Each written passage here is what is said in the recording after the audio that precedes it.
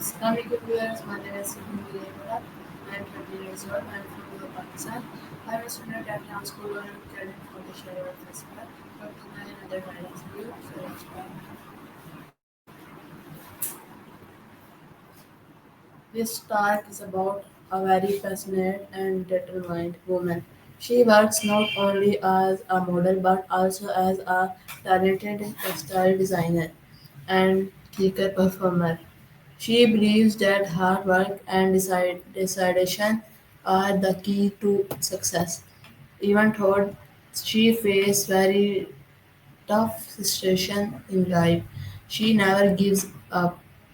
She feels that she is meant to bring change, make difference in the world.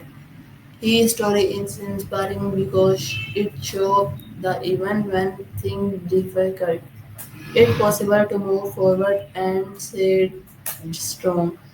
She shares her challenge and how she managed to success.